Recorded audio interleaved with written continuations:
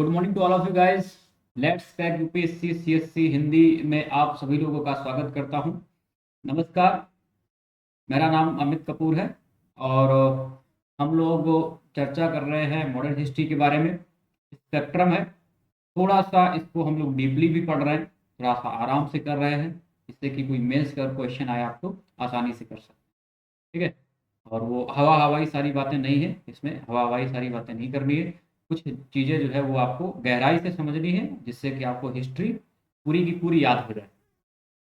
तो मेरा code, referral code याद, इसको जो है इसको यूज करते चलें, जो कि capital A, capital M, capital R ये है। और बहुत ही इजी वे में हम लोग कर रहे हैं। बहुत अब हम लोग क्या बोलचाल की भाषा में ही आधुनिक भारत का इतिहास पढ़ ले रहे हैं पूरा। ठीक है। ऐसे ही पढ़ना चाहिए, जिससे कि आपको चीज़ें बेहतर रहे। तो हमने कई सारे फेजेस में बात कर ली हुई है। हाँ, कई सारे हमने फेज को जो पढ़ लिया हुआ है। 1857 से हमने स्टार्ट किया हुआ था, इसके पहले के विद्रोह। और इसके बाद में हमने क्या किया हुआ है, अभी हमने खत्म किया है 1917 की जो चेम्सफोर्ड की जो मॉन्टेग्यू की जो घोषणा है, उस पर हमने बात कर ली हुई। उन्हें क्या है, वहाँ पे वो जोर दे रहे हैं कि हम जो स्थानीय सुशासन की बात कर रहे हैं भारत में, सुशासन जो है उसकी व्यवस्था वो कर रहे हैं, उत्तरदायी सरकार की व्यवस्था करने की बात कह रहे हैं कि उत्तरदायी शासन की व्यवस्था वो भारत में क्रमिक रूप से होगी। तो ऐसी महामहिम ने कहा, वो जो है मॉन्टेग्यू जो है वो ऐसे घोषणा कर रहे हैं। तो 1917 में, कब? अगस्त 1917 में। तो ये हमने यहाँ तक बात कर ली। अब हम नेक्स्ट फेज में चल रहे हैं। अब हम लोग क्या करेंगे, नेक्स्ट फेज में देखेंगे। इसको देखने से पहले एक बार बात हो जाए, सब्सक्राइब कैसे करना है, क्योंकि मैं बहुत सारा पोर्शन लेने वाला हूँ अनअकैडमी पे और यूट्यूब पे, अनअकैडमी के थ्रू। तो आप लोग इसको ध्यान देंगे। और लगभग 60 से 65 जो परसेंट है यूपीएससी एक पोर्शन, वो मैं आपको कंप्लीट कराऊंगा। तो इस वजह से मैं कुछ सब्सक्राइब के बारे में आपको बता देता हूँ, कैसे सब्सक्राइब करना है। तो हिंदी में हम लोग हैं UPSC let's crack UPSC Hindi, CSC Hindi में हम लोग बात कर रहे हैं। तो ये इंडिया का सबसे बड़ा लर्निंग प्लेटफॉर्म है, इंडिया लार्जेस्ट लर्निंग प्लेटफॉर्म। मैं तो कहूँगा कि पूरे वर्ल्ड का, मुझे जहाँ तक लग रहा है कि पूरे वर्ल्ड का ही ये लर्निंग प्लेटफॉर्म है।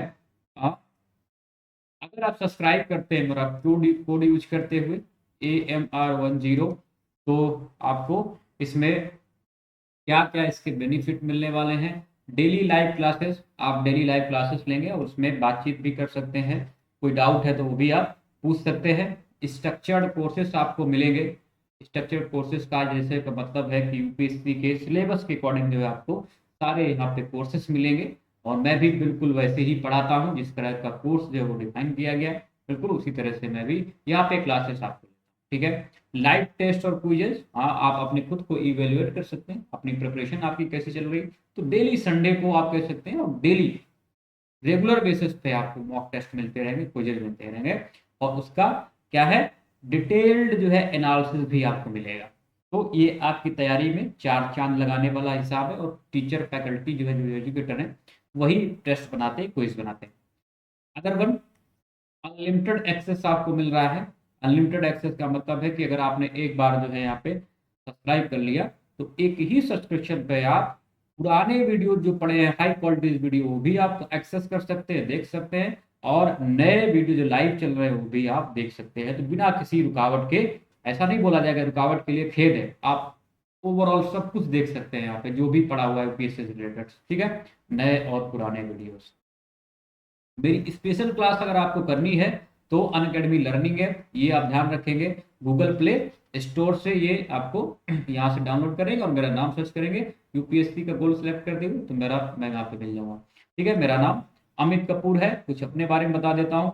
मैंने बीटेक किया है कंप्यूटर साइंस से, यूपीपीसीएस मेंस यूपीएससी में अपीयर हुआ हूँ। और पब्लिक एडमिनिस्ट्रेशन जो है वो डेली रात में 8 बजे क्लास होती है।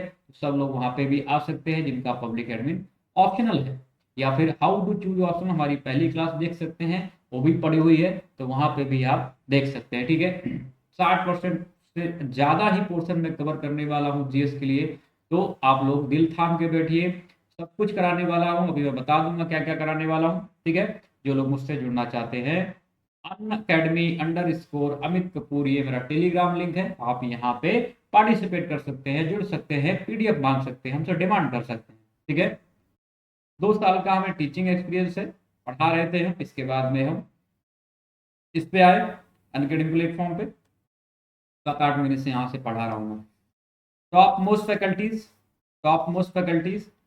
ओके, ये सारी टॉप मोस्ट फैकल्टीज, तो इनके गाइडेंस में आप कह सकते हैं टॉप 100 एजुकेटर से पढ़ने का आपको मौका मिलेगा, जब आप मेरा कोड यूज करते हुए SPMR10 इसको यूज करते हुए सब्सक्राइब करेंगे, और 10% की छूट पाएंगे, आप इसमें डिस्काउंट पाएंगे। ठीक है, एक सब्सक्रिप्शन 15,000 से अधिक कोर्सेज आपके झोली में, आपके पॉकेट में कितने, 15,000 से अधिक, मोर देन 15, 15,000 से अधिक कोर्सेज जो आपके पास में होंगे। इसके बाद में हम लोग प्लस की बात कर लेते हैं। सब्सक्राइब कैसे करना, जीएस के लिए UPSC CSC choose a subscription, अगर प्लस के लिए करना है, देखो यहाँ पे यूपीएससी सीएससी सब्सक्रिप्शन क्या है, ये देखो यहाँ पे 12 मंथ का दिया गया है, 49,500 का है। और यहाँ पे कुछ खास बातें मैं आपको बता देता हूँ कि मेरा कोड जैसे ही आप यूज करेंगे तो आपको 10% ये क्या करेगा, डिस्काउंट दिला देगा, जो कि ये फीस हो जाएगी 44,550। ओके, ये हो गई। अब इसमें एक खास बात और क्या है, जो इच्छुक है, जो लोग वीडियो नहीं देख रहे हैं, उनको भी बताइए आप। ठीक है, इस पे ही मैं 10% का आपको रिफंड कर रहा हूँ, 10% का मैं आपको इस पे रिफंड कर रहा हूँ। मतलब आपको लगभग ये 40,000 में पूरी जीएस की फीस जो है पड़ी है, मतलब 44,000 से भी कम, मतलब लगभग 40%। तो इस पे मैं 10% आपको रिफंड कर रहा हूँ, और मेरे कोड ने आपको 10% डिस्काउंट पहले ही से दिला दिया है, तो बहुत कम में आपको जीएस मिल रहा है। मेरा कोड ये और बात, यहाँ पे खास बात क्या है, मेरा ही कोड ये सारे काम कर रहा है, बाकी अभी किसी का कोड इस तरह से नहीं। ठीक है, तो आप यहाँ पे देखो एक नया प्रोग्राम है, कॉम्बो प्लान आया हुआ है, कॉम्बो सब्सक्रिप्शन है, जीएस प्लस ऑप्शनल के लिए है, 1 साल के लिए है, 2 साल के लिए है, 3 साल के लिए। एक्चुअल फीस 77 है, कॉम्बो करेंगे तो इसका 70,000 हो जाएगी, मतलब 9% डिस्काउंट मिल जाएगा। और अगर मेरा आप कोड यूज कर लेंगे AMR10, तो क्या हो जाएगा, इसमें और आपको 10% डिस्काउंट मिल जाएगा। तो अब वो कितना हो जाएगा, यहाँ से देख लो, इसमें आपने कितने कर दिए हैं, 7 14,000 कम कर दीजिए आप इसमें, वो कितना हो गया, ये लगभग आप देखेंगे 63,000 के आसपास पड़ेगा जाके। और 63,000 में क्या करना है आपको, मैं 10% और इस पे रिफंड कर रहा हूँ, 7,000 और आप कम कर दीजिए, तो ये कितना हो जा रहा है, लगभग 56,000। ठीक है, कितना हो जा रहा है जाके, 56,000 में आपको ये पूरा का पूरा कॉम्बो मिल रहा है, तो आप इसको ले सकते हैं, 1 साल का है। ठीक है, दूसरा देख लो यहाँ पे, वो क्या है, एक तो 2 साल का है, यहाँ पे 2 साल का है, यहाँ पे देख लो एक बार, 1,12,000 है। अगर 10-11% यहाँ पे आपको छूट मिल रही है, मतलब 99,668। मेरा अगर कोड यूज करेंगे तो यहाँ पे और आप कम कर दो, लगभग कितना, 13,000 और कम करेंगे, तो ये कितना हो जाएगा, लगभग ये 99 में आप 13 अगर कम करेंगे तो ये कितना, लगभग 83 के आसपास, 82 के आसपास पड़ेगा जाके। ठीक है, 83 के आसपास। ठीक है, तो यहाँ पे कितना, 13 कम कर दीजिए, तो सॉरी 13 नहीं, हाँ 86 के आसपास पड़ेगा जाके, हाँ 86 के आसपास पड़ेगा जाके। और इसमें अगर आप 13,000 कम कर देंगे, क्योंकि 10% मैं भी दे रहा हूँ यहाँ पे इसी पे, तो 12,000 यहाँ पे, सॉरी हाँ 11,000, 12,000 और कम करेंगे, तो यहाँ पे लगभग 11,000 और कम करेंगे, तो कितना हो जा रहा है यहाँ पे, सॉरी, तो यहाँ पे आप लोग 11, हाँ ठीक है, 88-89,000 बन रहा जाके। और अगर 11,000 कम कर देंगे तो यहाँ पे आप 78,000 में 2 साल का मिल जा रहा है। ठीक है, तो ये इस तरह का है, वही मैं बता रहा हूँ यहाँ पे 29, 31 और 34%, 3 साल का 14% यहाँ पे दिया जा रहा है। 10% जो है वो मेरे कोड से आप यूज करेंगे, और 10% का रिफंड जो है वो 34% आपको यहाँ पे रिफंड मिल रहा है। तो कॉम्बो प्लान आया, इसमें आप देरी मत करें, इसको फटाफट जो है वो लेते रहें। ठीक है, फटाफट लेते रहें। आइकॉनिक प्लान देख लेंगे आप, बहुत बेस्ट है। मेंस में नहीं निकल पाना, मतलब मेंस फेल कर देना, दिक्कत क्या है, डेली क्वेश्चन आंसर प्रैक्टिस का नहीं होना, पर्सनल कोच मतलब कोई गाइडेंस सीधे तौर पे नहीं मिलना, जो 12th वाला स्टूडेंट है करना चाहता है उसके लिए क्या है, आइकॉनिक। जो ग्रेजुएशन में है किस क्या चाहिए उसको, आइकॉनिक। इसका मेंस नहीं निकल पा रहा, क्या चाहिए उसको, iconic. Personal coach, study planner, daily मेंसर मेंस क्वेश्चन आंसर राइटिंग, तो ये सब कहाँ से मिलेगा आपको, यहीं से मिलेगा। मेरा कोड यूज करेंगे, मैं खुद से ही पर्सनल तरह से गाइड करता हूँ सबको, और कई सारे पोर्शन जो है वो हमारे चलने वाले हैं। AMR आपको यूज करना है।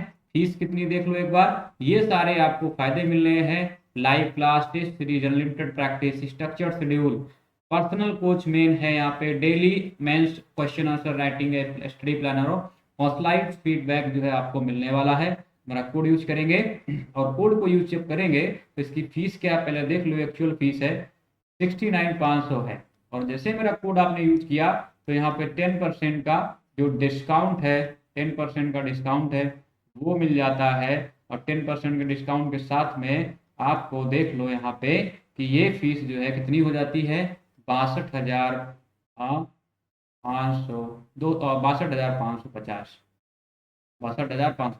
और अगर इस पे मेरा 10% और मैं आपको रिफंड करने वाला हूँ, तो अगर और आप कम करेंगे तो ये लगभग लगभग जो है 7,000 इसमें और अब कम कर दो। जब 7,000 आप कम करेंगे तो ये हो जाएगी 55,550।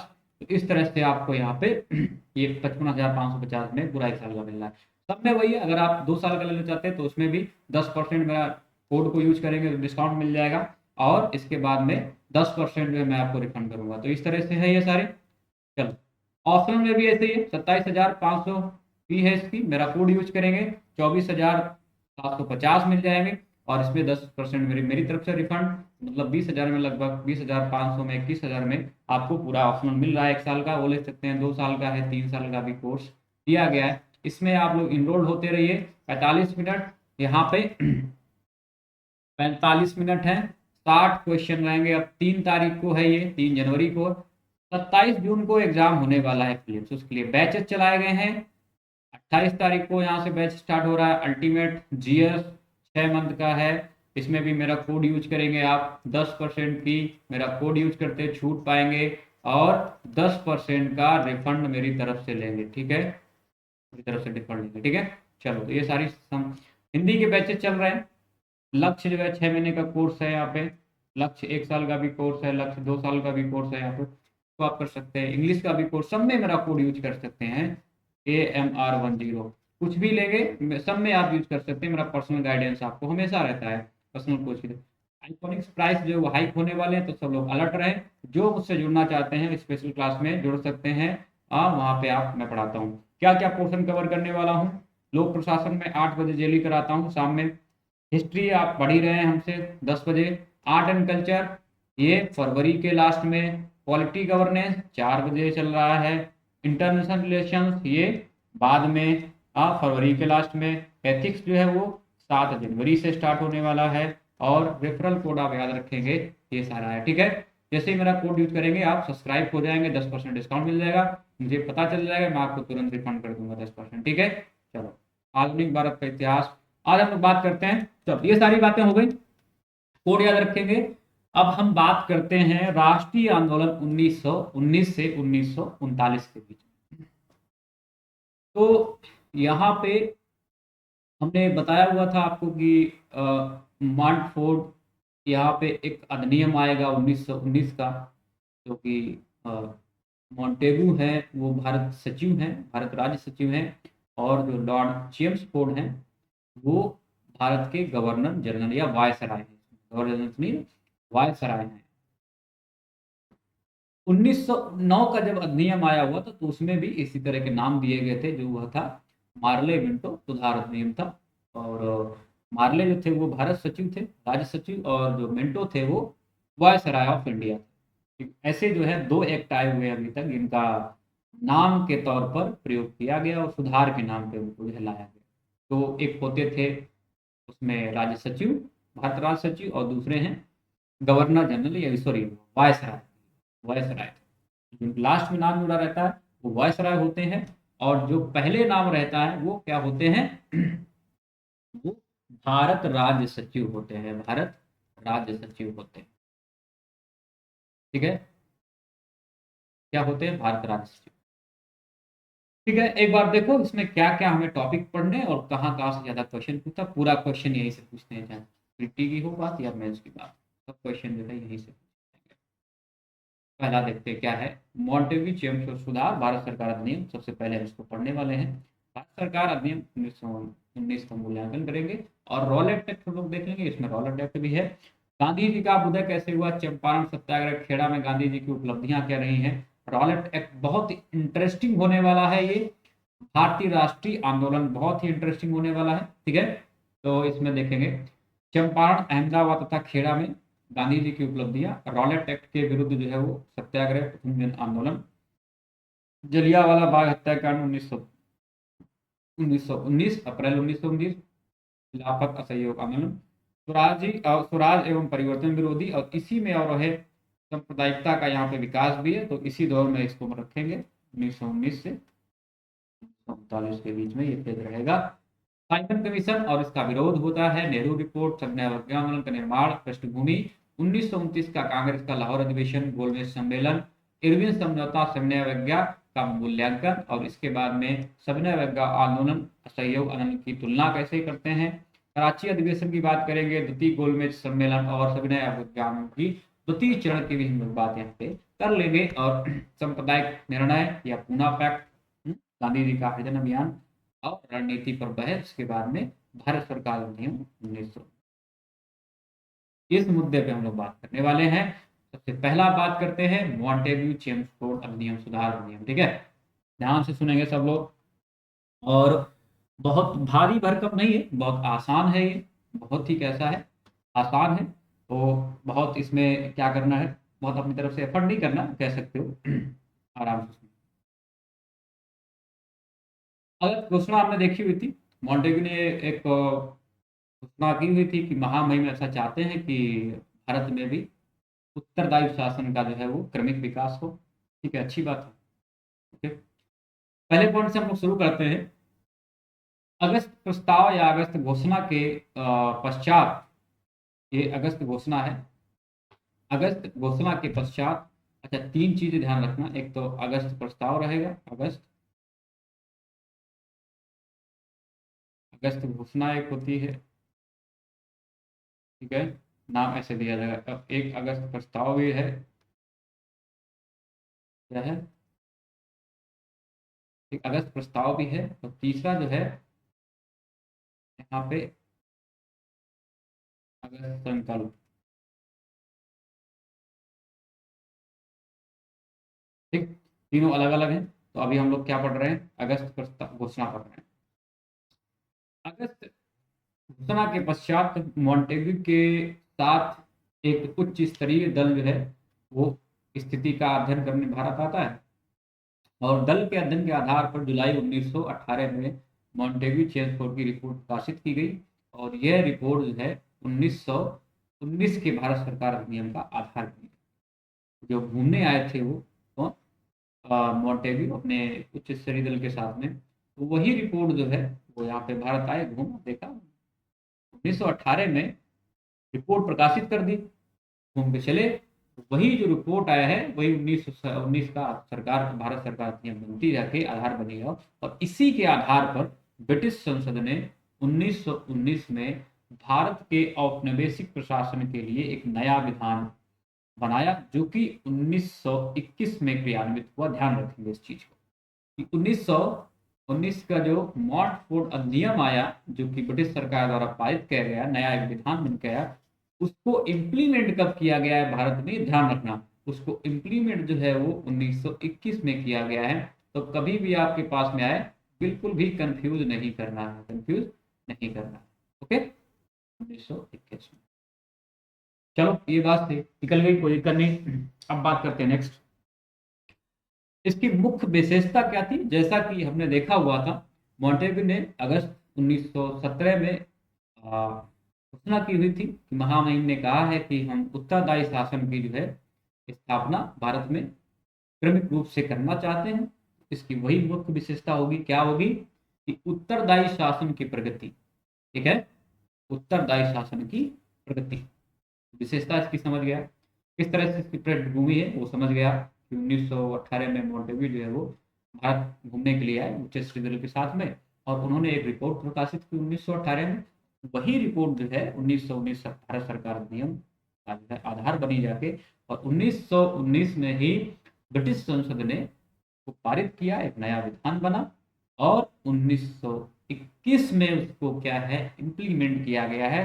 तो मेरे दोस्तों, क्या करना है, कभी भूलना नहीं इस चीज को, याद करके रखना है कि 1919 में ये लाई गई थी और 1921 में इसको इम्प्लीमेंट किया गया है। ठीक है, चलो देखते हैं।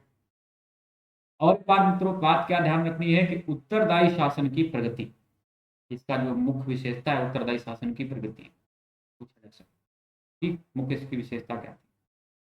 भारत सरकार नियम बनाने के क्या उत्तरदायी कारक थे, इस पे भी हमें गौर करना पड़ेगा, क्या क्या बात है।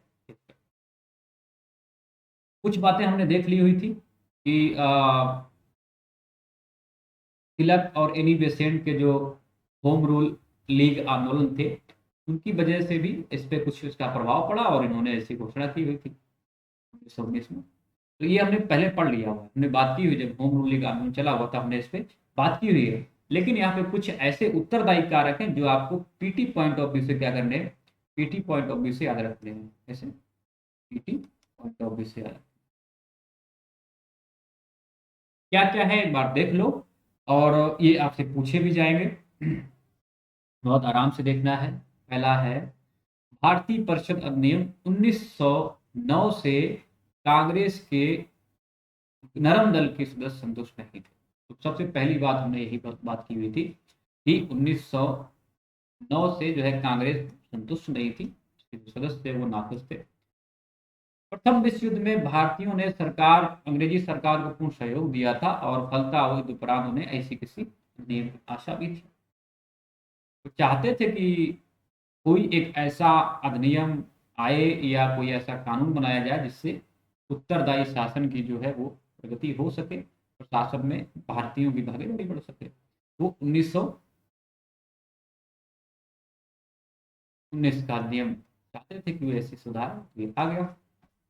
ठीक है, तीसरा एक मुद्दा और है बड़ा कि कांग्रेस और लीग जो है इसमें समझौता हो गया था, और समझौता जब हुआ था तो इन्होंने मांगे रखी हुई थी। क्या मांगे रखी हुई थी कि स्वशासन में भारतीयों सॉरी प्रशासन में भारतीयों की भागीदारी की जाए और स्वशासन हमें दिया जाए, मांगी हुई थी इन्होंने। मुद्दों पर क्या है बात हुई है कांग्रेस ने, तो ये इसका भी असर है यहाँ पर कि दोनों ने एक साथ में मांगे रखी हुई है, तो इसका भी 1919 पर असर होगा। क्यों, हमने देखा हुआ था कि 1916 में जो लखनऊ में अधिवेशन हुआ था तो समझौता हो गया था इनमें, और दोनों ने संयुक्त रूप से मांगे रखी थी कि भारतीयों की भागीदारी बढ़ाई जाए शासन में। और दूसरा क्या मांगा था इन्होंने, दूसरा ये मांगा हुआ था, जैसे हमने बताया हुआ आप लोगों को याद होना चाहिए, दूसरा मांगा था कि स्वशासन होने चाहिए, स्वशासन चाहिए।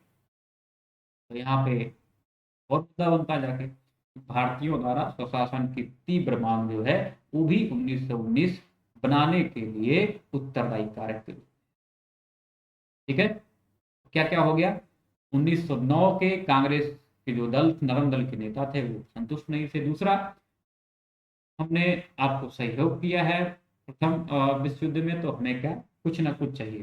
तो यहाँ पे जो आशा लगाए बैठे हुए थे भारतीय कि हमने सहयोग किया है, तो 1919 का जो है नियम वो आ जाता है। इसके बाद में तीसरा जो प्रेशराइज्ड आप कह सकते, थोड़ा सा प्रेशर पड़ रहा था, वो कांग्रेस और लीग का समझौता जिसने जो है अपनी संयुक्त रूप से मांगे रखी हुई थी। और चौथा है स्वशासन की तीव्र मांग, स्वशासन की तीव्र मांग भारत के द्वारा हो रही थी। और पांचवा है मॉन्टेग्यू जैसे उदार व्यक्ति का भारत सचिव पद पर नियुक्त। ये आपसे, ये जो है आपका ट्रम्प कार्ड हो सकता है, अगर यूपीएससी पूछेगा तो ये आपका क्या है, ट्रम्प कार्ड की तरह आप इसको यूज करेंगे, क्योंकि ये बहुत कम लोग ध्यान देते हैं और याद भी नहीं रहता है। तो मॉन्टेग्यू चेम्सफोर्ड जो है ये भी एक कारक है, भारत सरकार अधिनियम 1919 के कारकों में से बहुत बड़ा कारक है ये। इस पे नजर नहीं पड़ती यूपीएससी, अगर आपसे पूछेगा तो यहाँ से फंस जाएंगे आप। तो क्या करना है, मॉन्टेग्यू जो लॉर्ड मॉन्टेग्यू है, जो कि उस समय भारत राज्य सचिव है, वो बहुत ही उदार व्यक्ति है, और ये भी एक कारण है कि वो सुधार करना चाहते हैं। उत्तरदायी शासन की स्थापना करना चाहते हैं और क्रमिक विकास करना चाहते हैं। तो पांचवा ये मुद्दा रहा। तो यहाँ पे ये सारी चीज ध्यान रखेंगे। अब चलो हम मोंटेग्यू चेम्सफोर्ड सुधार की जो मुख्य धारा है उस पर हम बात करते हैं। सबसे पहली और मुख्य धारा आपसे पूछेगा, भारत में द्वैध शासन प्रणाली की शुरुआत कौन से अधिनियम द्वारा हुई है? पूछेगा आपसे 1919 में, 1909 में, 1919 में। ध्यान देना आप इसमें क्या किया गया। चलो बात करते हैं चेम्सफोर्ड की जो मुख्य धारा है, इसमें देखो क्या है, मोंटेग्यू चेम्सफोर्ड सुधार। सबसे पहला हम बात करेंगे प्रांत के बारे में और इसके बाद में हम लोग बात करेंगे केंद्र के बारे में। सबसे पहला कहाँ पे, प्रांत के बारे में, देन हम लोग बात करेंगे केंद्र के बारे में। ठीक है, तो प्रांत में किस तरह की व्यवस्था है, केंद्र को बिल्कुल भी भूल जाएंगे। अभी क्या है, केंद्र को अभी बिल्कुल ही भूल जाएंगे। प्रांत को सबसे पहले हम बात करने वाले हैं। ऐसे हुआ प्रांतीय सरकार, द्वैध शासन व्यवस्था, द्वैध शासन प्रणाली की यहाँ पे शुरुआत हो जाती है। तो मेरे भाइयों और बहनों क्या करना है, आपको ये ध्यान रखना है मित्रों कि द्वैध शासन प्रणाली की शुरुआत जो है वो प्रांतों में हुई है, ना कि केंद्र में हुई है। 1919 के अधिनियम के तहत, 1919 के अधिनियम के तहत प्रांतों में द्वैध शासन प्रणाली की स्थापना होती है, शुरुआत होती है। कभी आपसे बोले कि केंद्र में हुआ है ऐसा, तो मेरे मित्रों क्या है, आपको इसको गलत कर देना है, इसको गलत कर देना है दोस्तों। कि केंद्र में ऐसा नहीं हुआ है। ठीक है, तो ध्यान रख, आप शुरू करते हैं। प्रांतीय सरकार, द्वैध शासन प्रणाली की शुरुआत, कार्यपालिका की बात करते हैं। कैसे कार्यपालिका कार्य कर रही है, क्या उसका जो है फंक्शन कैसे काम कर रहा है, कैसे कर रहा है। द्वैध शासन प्रणाली 1919 के अधिनियम की सबसे बड़ी मुख्य विशेषता थी और प्रांतों में उत्तरदायी सरकार की स्थापना के लिए द्वैध शासन व्यवस्था की शुरुआत की जाती है। ठीक है, तो यहाँ पे क्या है, द्वैध शासन व्यवस्था की प्रांतीय सरकारों में, प्रांतीय उत्तरदायी सरकार की स्थापना के लिए क्या है, द्वैध शासन व्यवस्था इसकी शुरुआत हुई है। और इसके जन्मदाता याद रखना, कभी कभी यूपीएससी पूछ देता है, क्या नाम है इनका, सर लियोनेल कॉटिश। ठीक है, सर लियोनेल कॉटिश, नाम याद रखना क्योंकि पूछ सकता है आपसे, क्योंकि पूछा हुआ है आपसे। क्या पूछा हुआ था, साइमन रिपोर्ट को जो है किसने जो बनाया हुआ था, सॉरी जो आयोग, आयोग भूख हड़ताल या कह सकते हैं कि जो जो हमारे यहाँ भूखमरी थी, उसके बाद में कौन सा आयोग किसी को गठन किया गया था, ली आयोग का। वो ली आयोग तो भाई लोक सेवा से था, तो इसलिए इसको गलत हो गया था। तो यहाँ पे आपसे पूछा जा सकता है कि कौन से जो ये जो प्रणाली आई हुई है 2047 प्रणाली, उसके जन्मदाता कौन है। से पूछ सकता है और आपसे जो है वो यूपीएससी में पूछ सकता है। तो इसमें आप बिल्कुल भी दोराहों की स्थिति में मत रहना। ठीक है, क्या है, लियोनेल क्वार्टिस जो है वो इसके जन्मदाता है। और इस प्रणाली के आधार पर प्रांतीय कार्यकारी परिषद को दो भागों में विभाजित किया गया। प्रांतीय कार्यकारी परिषद को दो भागों में विभाजित किया गया। इसमें क्या क्या है देख लो भाई। कह रहा है पहले में गवर्नर जनरल और उसकी कार्यकारिणी होगी, दूसरे में भारत में दूसरे भाग में गवर्नर और उसके मंत्री का। ये मैं प्रांत की बात कर रहा हूँ, केंद्र की बिल्कुल काम नहीं कर रहा हूँ। जो कार्यपालिका है कहाँ की, प्रांत की, मतलब प्रोविंस की जो कार्यपालिका है उसको दो भागों में विभाजित किया जाता है। एक में कौन रहता है, एक में गवर्नर जनरल पार्टिसिपेट करेंगे और उनकी कार्यकारिणी, और दूसरे भाग में गवर्नर और उनके मंत्री रखेंगे। ठीक है, व्यवस्था आपको समझ में आ गई कि एक तरफ तो गवर्नर जनरल और उनकी कार्यकारिणी, दूसरी तरफ दूसरे भाग में गवर्नर और उनके मंत्री कर सकते। ठीक है, चलो ठीक, ये बात समझ में आ गई। अब आगे देखते हैं दूसरा क्या किया गया यहाँ पे। पहला तो आपने समझ गए, पहला यहाँ पे क्या है, ये पॉइंट आपने समझ गए, शासन व्यवस्था शुरुआत की गई यहाँ से। दूसरी बात क्या करते हैं यहाँ पे कि प्रांतीय विषयों को दो भागों में फिर से विभाजित किया जाता है। पहले में क्या है, आरक्षित विषय, और दूसरे में हस्तांतरित विषय। तो फिर देखो, ये मैं प्रांत की ही बात कर रहा हूँ दोस्तों, प्रांत की ही बात कर रहा हूँ, कोई बाहर की बात नहीं कर रहा हूँ। ये क्या है,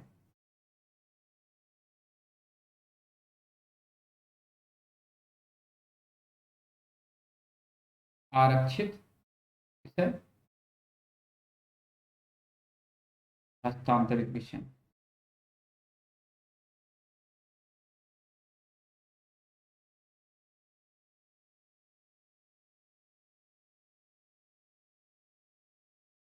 ठीक, तो ये एक तरफ हो गया आरक्षित, और एक तरफ हो गया क्या, हस्तांतरित हो गए। चलो ठीक है, अच्छी बात। दूसरा क्या है, अब हम देखेंगे आरक्षित विषय में क्या है और हस्तांतरित विषय में क्या है, इस पर भी आपको ध्यान देना है। तो आरक्षित विषय में सभी महत्वपूर्ण विषय जैसे कि कानून व्यवस्था, वित्त, भू राजस्व, सिंचाई आदि जो है वो आदि खनिज सम्मिलित है। तो ये सबसे क्या है, महत्वपूर्ण। दूसरा था हस्तांतरित, इसमें शिक्षा, स्वास्थ्य, स्थानीय प्रशासन, उद्योग, कृषि और आबकारी इत्यादि। अब देखो, थोड़ा सा आप अंदाजा लगाओ यहाँ पे कि भाई वित्त आपने यहाँ रखा है, उद्योग आपने यहाँ दे रखा हुआ है, सिंचाई आपने यहाँ रखी हुई है, कृषि आपने यहाँ रखी हुई है, स्थानीय प्रशासन यहाँ पे बात कर रहे हैं, कानून व्यवस्था आप यहाँ की बात कर रहे हैं, राजस्व आप यहाँ बात कर रहे हैं, वित्त राजस्व, भू राजस्व यहाँ पे बात कर रहे हैं, कृषि यहाँ पे बात कर रहे हैं, आबकारी यहाँ पे है, भू राजस्व यहाँ पे है। कितना विरोधाभास है, बिल्कुल बांट के छिन भिन करके रख दिया एकदम। तो आरक्षित विषय और हस्तांतरित विषय, दोनों में देख रहे हैं कितना विरोधाभास दिख रहा है। इसके बाद क्या होता है, आरक्षित विषयों का शासन जो था वो गवर्नर अपनी कार्यकारिणी परिषद की सलाह से तथा हस्तांतरित विषय में भारतीय मंत्रियों की सलाह से कार्य करता था, और अलग अलग अलग काम भी कर रहा है, अलग अलग काम भी कर रहा है।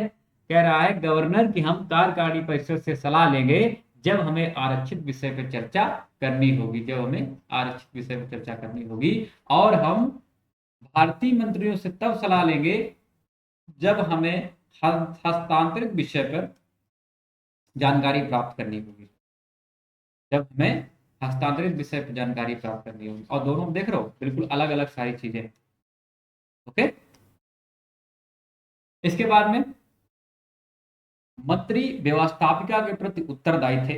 एक चीज और यहाँ पे देखेंगे कि जो मंत्री थे वो व्यवस्थापिका के प्रति उत्तरदायी थे, और यदि व्यवस्थापिका उनके उनके विरुद्ध कोई अविश्वास प्रस्ताव पारित कर दे तो उन्हें त्याग पत्र देना पड़ता था, जबकि गवर्नर की कार्यकारिणी परिषद के सदस्य जो है वो व्यवस्थापिका के प्रति उत्तरदायी नहीं थे।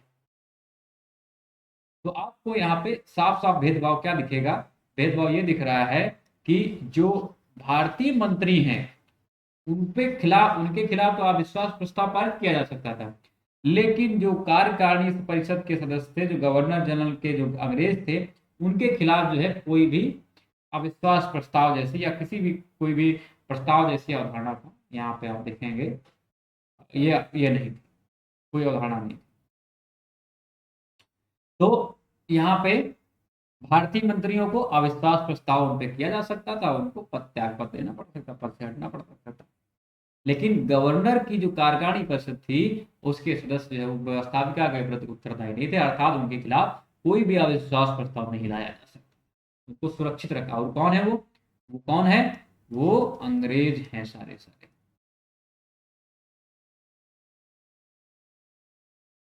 ओके,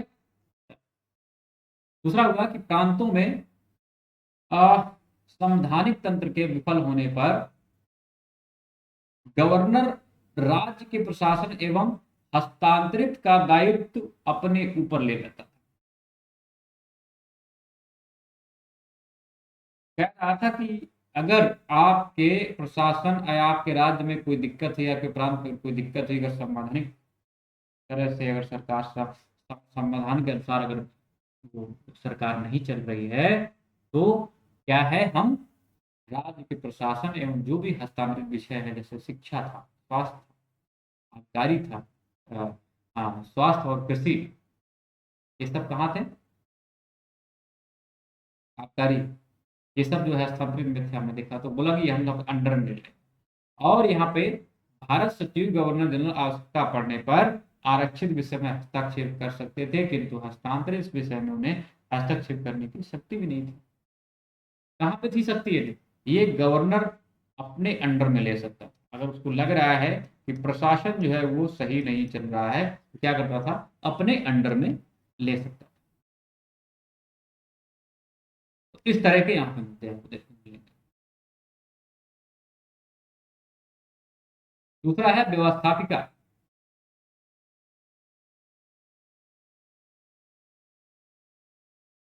व्यवस्थापिका में क्या चीजें हो रही है? एक तो हमने पढ़ लिया आगे, क्या थी हमारी कार्यपालिका, हमने पढ़ा हुआ। व्यवस्थापिका में देखो किस तरह से काम। प्रांतीय व्यवस्थापिका सभाओं की सदस्य संख्या में बहुत वृद्धि कर दी गई थी। इन सदस्यों में 70% सदस्य जो है वो निर्वाचित होने लगे थे। तो अचानक से जो है उत्तरदायी शासन को और ज्यादा बढ़ाने के लिए अचानक से क्या हुआ है, बहुत ज्यादा जो है वो सदस्यों की वृद्धि कर दी जाती है। और अब 70% जो सदस्य हैं वो क्या है, निर्वाचित होते थे। ठीक है, निर्वाचित होने लगे। और मताधिकार में भी वृद्धि कर दी गई थी। मताधिकार में क्या है, वृद्धि कर दी गई थी। अब सांप्रदायिक निर्वाचन पद्धति का और ज्यादा विस्तार कर दिया गया था। मेन याद रखेंगे, क्या याद रखना है आपको पीटी के लिए, क्या करना है आपको, ये ध्यान रखना है। अब जो है सांप्रदायिक निर्वाचन पद्धति में और ज्यादा विस्तार कर दिया गया था, मताधिकार में विस्तार कर दिया गया था, सदस्यों की संख्या में वृद्धि कर दी गई थी। और सबसे बड़ी बात, महिलाओं को भी वोट देने का अधिकार आ गया था। इवन अमेरिका में ये सारी चीजें नहीं थी। अमेरिका में आप देखेंगे कि उस टाइम, ब्रिटेन की मैं बात करूं, अमेरिका में लगभग 1924 में आया है, 24 या 23 में आया है। हमारे यहाँ पे 1919 में ही आ गया है महिलाओं को वोट देने का अधिकार। और अगर जो दे रहा है अधिकार ब्रिटेन, वहां पे देखेंगे 1928 में ही आया हुआ है महिलाओं को वोट देने का अधिकार। तो इतना ज्यादा आप देख रहे हैं उत्तरदायी शासन के आधार कितना ज्यादा यहाँ पे अमेरिका में। अमेरिका में 1924 में आया ये वोट देने का, महिलाओं को वोट देने का अधिकार। हमारे यहाँ पे आ गया 1919 में ही। और जिस जो हमें ये अधिकार, ये जिस जो अधिनियम बना रहा है, जो नियम बना रहा है ब्रिटेन, उसके यहाँ पे 1928 में आया हुआ है महिलाओं को वोट देने का। ठीक है, ये खास बात है इसकी कि महिलाओं को भी वोट देने का अधिकार प्रदान कर दिया गया था। कुछ कुछ मांगे जो है चीजें ये ध्यान रखनी। अगला, प्रांतीय व्यवस्थापिका सभाएं किसी भी प्रस्ताव को प्रस्तुत कर सकती थी, किंतु उसे पारित होने के लिए गवर्नर की सहमति थी, अनिवार्य थी। गवर्नर को प्रस्ताव को स्वीकार करने या अध्यादेश जारी करने का अधिकार। स्वीकार नहीं है, यहाँ पे अस्वीकार करना है। ठीक है, अस्वीकार करना।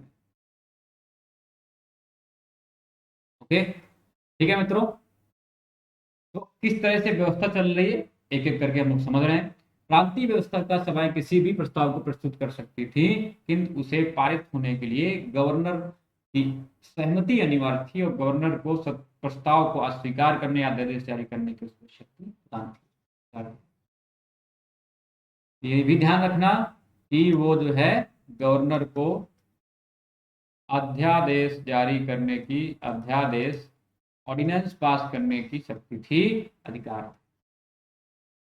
व्यवस्थापिका सभाओं के सदस्य बजट को अस्वीकार कर सकते थे, 1909 में नहीं कर सकते थे। क्या करें, 1909 में नहीं कर सकते थे, लेकिन यहाँ पे बजट को क्या है, अब अस्वीकार कर सकते थे, किंतु गवर्नर अगर आवश्यक समझे तो सदस्यों की अनुमति के बिना भी उसे पास कर सकते। तो यहाँ पे अभी भी एकाधिकार जो है उसके पास में है, गवर्नर के पास में है। सदस्यों को बोलने का अधिकार एवं तथा स्वतंत्रता थी। यहाँ पे तो कुछ चीजें यहाँ पे देखने गए क्या है, अब प्रांतीय परिषदों को अब विधान परिषदों की संज्ञा दे दी गई थी। तो यहाँ पे कुछ चेंज हुआ है। आपसे पूछा जाएगा कि कौन सा अधिनियम है जब प्रांतीय परिषदों को विधान परिषद कहा जाने लगा। 1919 का ही अधिनियम है, नन अदर देन 1919 का थीम। ठीक है, कोई और नहीं बल्कि वो कौन सा है, 1919 का थीम।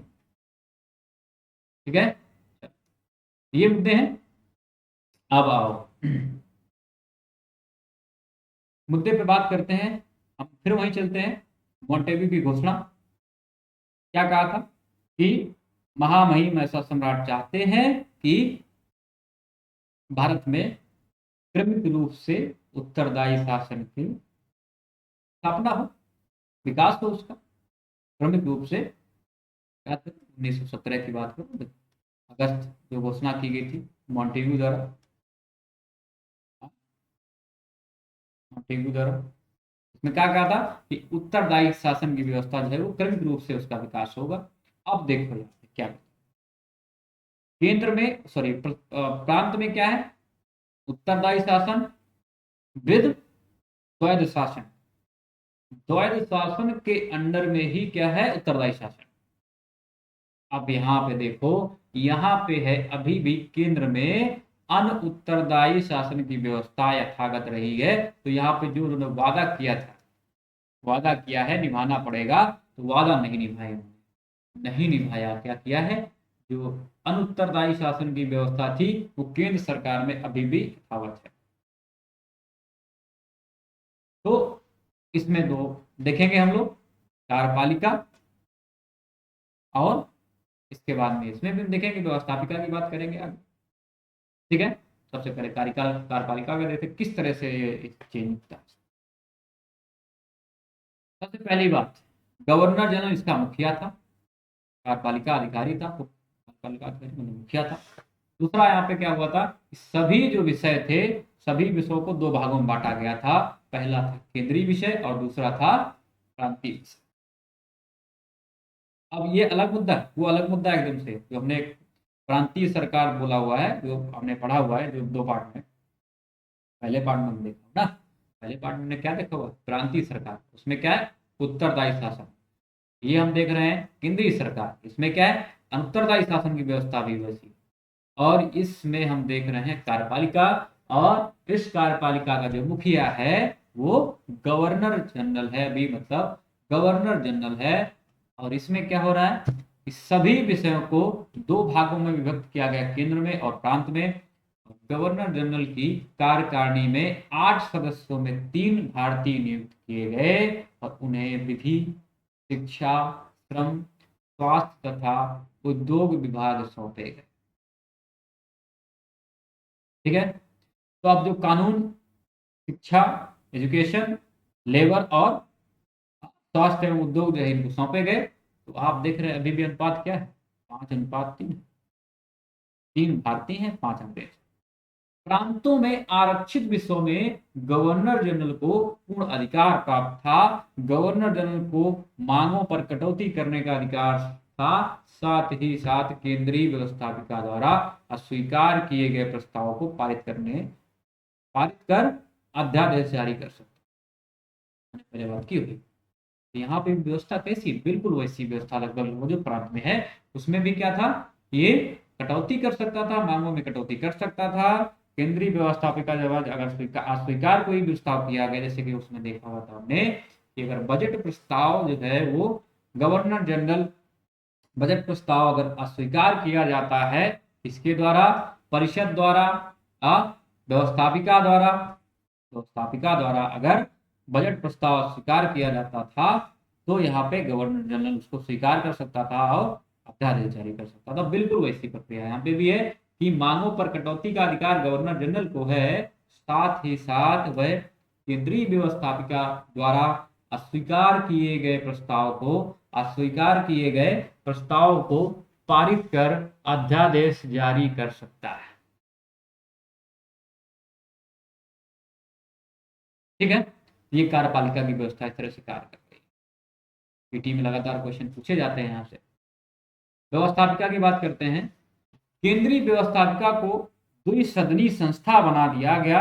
ध्यान देंगे काफी ज्यादा आप लोग। अब क्या हुआ है, यहाँ पे केंद्र की अगर मैं बात करूं तो व्यवस्थापिका जो है, जो आज की क्या है, संसद जिसको हम बोलते हैं, विधायिका जिसको बोलते हैं, विधायिका मतलब संसद, इसको क्या है, द्विसदनी बना दिया गया है। अब क्या है, एक को बोला जा रहा है केंद्रीय विधानसभा और दूसरे को बोला जा रहा है राज्य परिषद।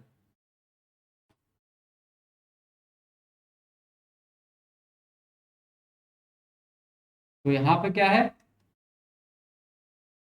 ये केंद्रीय विधानसभा है और ये राज्य परिषद।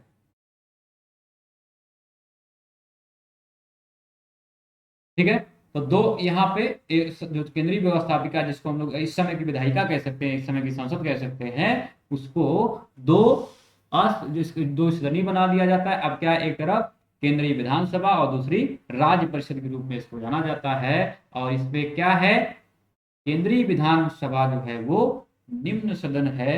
हम अगर आज की तारीख में देखें तो जो केंद्रीय विधानसभा है वो क्या है, आज की लोकसभा की तरह कार्य कर रही है। तो आज की लोकसभा है उसी तरह का। देखो जो केंद्रीय विधान परिषद है, तो विधानसभा है, सॉरी विधानसभा है, वो क्या है, यहाँ पे लोअर हाउस है,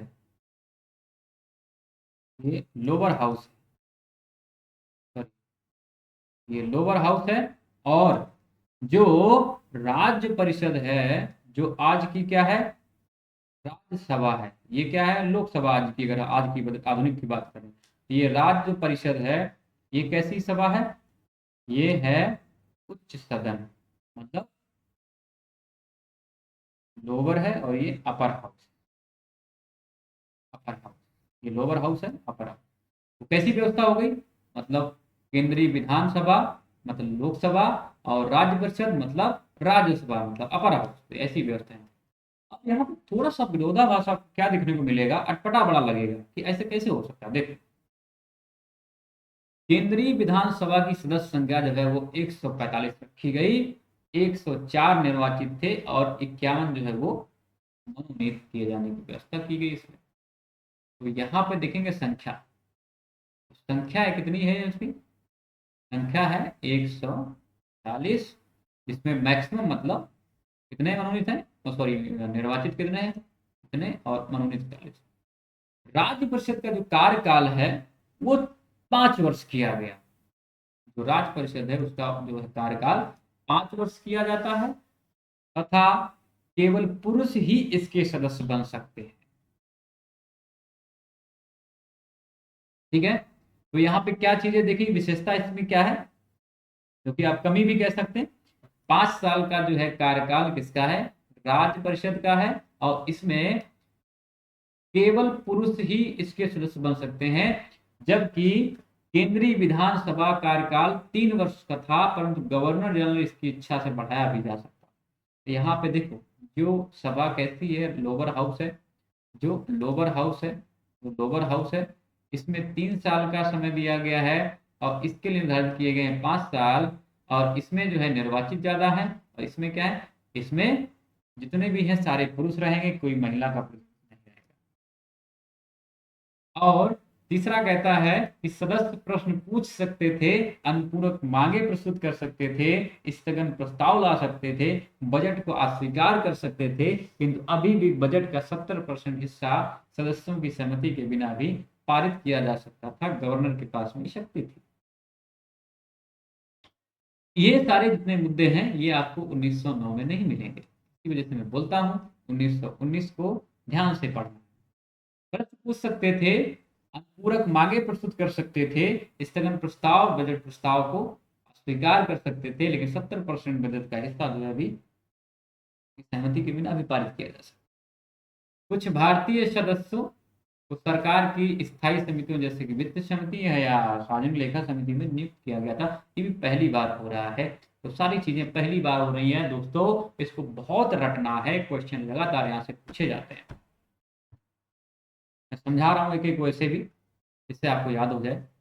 ठीक है, तो यहाँ पे क्या क्या चीजें हुई हैं, दो सदनी यहाँ पे केंद्रीय व्यवस्था क्या है, उच्च सदन और निम्न सदन जैसी अवधारणा है। जो निम्न सदन है उसका कार्यकाल 3 साल का है, जो उच्च सदन उसका कार्यकाल 5 साल का है। और 5 साल के जो कार्यकाल है उसमें सिर्फ पुरुष ही शामिल है, मतलब राज्य परिषद में सिर्फ पुरुष शामिल हो सकते थे, प्रश्न पूछ सकते थे, अनुपूरक प्रश्न पूछ सकते थे, एक समय प्रस्ताव ला सकते थे, बजट को अस्वीकार कर सकते थे। वित्त समिति और सार्वजनिक लेखा समिति में ये नियुक्त किए जाते थे। भारत सरकार अधिनियम का मूल्यांकन कर लेते हैं फटाफट।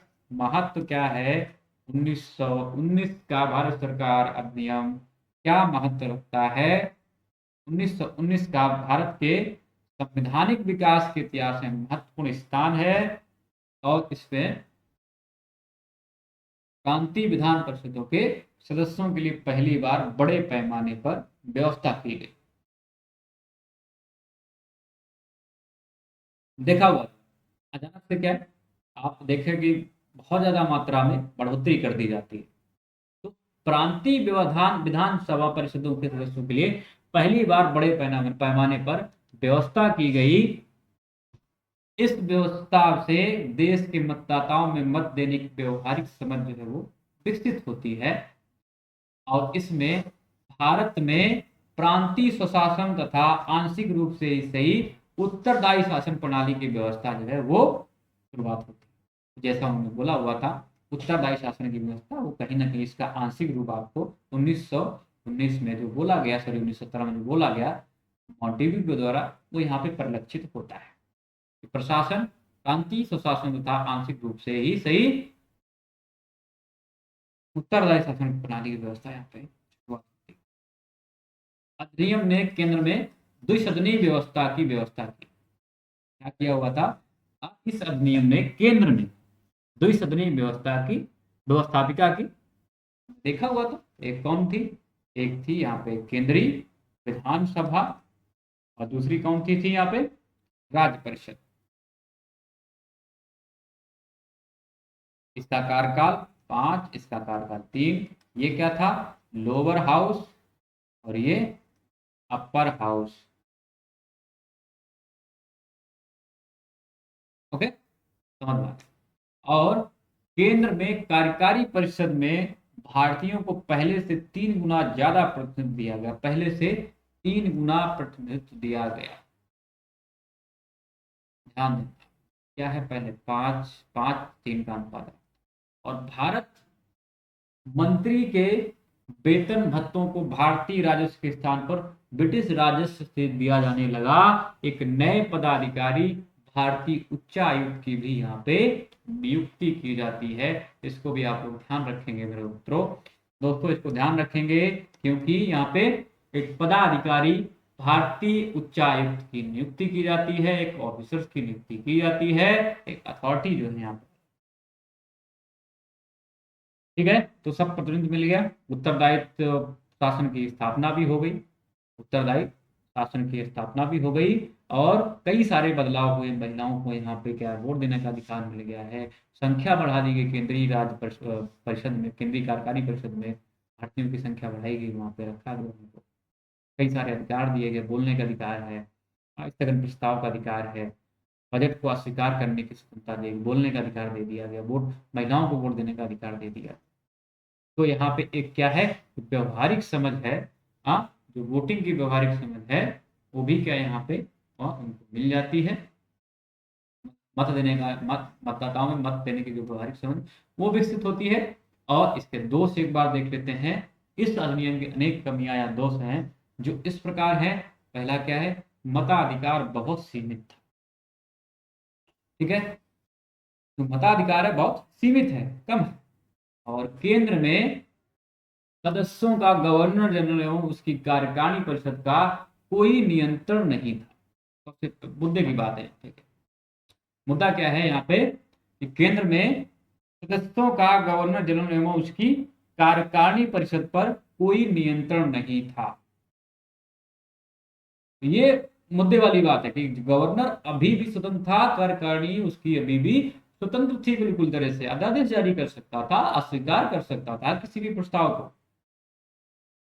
ये सबसे बड़ा मुद्दा है। दोष के में दोषियों, अगर मैं दोष में देखूं यहाँ पे कि क्या इसके जो है दोष क्या है इसके, तो ये सबसे बड़ा दोष है। और एक और है कि केंद्र में विषयों का जो विभाजन था वो संतोषजनक नहीं था। आपने प्रांत और केंद्र में बांट दिया हुआ था। क्या बांटा हुआ है? देखो जो केंद्र में इन्होंने विषयों को बांटा हुआ है, जो केंद्र में इन्होंने विषयों को बांटा हुआ है, तो क्या बांटा हुआ है? एक तो कार्यपालिका में केंद्रीय और प्रांतीय में बांट दिया। आरक्षित विषय किसके पास में चले गए? केंद्र प्रांतों का आरक्षित विषय गवर्नर जनरल के पूर्ण अधिकार में आ गए थे। यहाँ पे ये जो है बहुत मुद्दा जो यहाँ पे दिख रहा है, वो यही दिख रहा है कि भाई यहाँ पे गवर्नर जनरल उसकी कार्यकारिणी परिषद पर कोई नियंत्रण नहीं था, और केंद्र में विषयों का जो विभाजन था वो संतोषजनक नहीं था। नेक्स्ट क्या है? केंद्रीय व्यवस्थापिका के लिए प्रांतों के मध्य सीटों का बंटवारा प्रांतों के महत्व पर आधारित था। तो अगर प्रांत बहुत महत्वपूर्ण है, अगर प्रांत जो है बहुत महत्वपूर्ण है, तो आप समझ सकते हो उसका जो है कुछ अलग ही महत्वता होगी, उसको ज्यादा भाव दिया जाएगा। वही यहाँ पे बोला जा रहा है कि केंद्रीय व्यवस्थापिका के लिए प्रांतों के मध्य सीटों का बंटवारा प्रांतों के महत्व पर आधारित था, जैसे कि बंगाल का सैनिक महत्व और बंबई का वाणिज्यिक महत्व।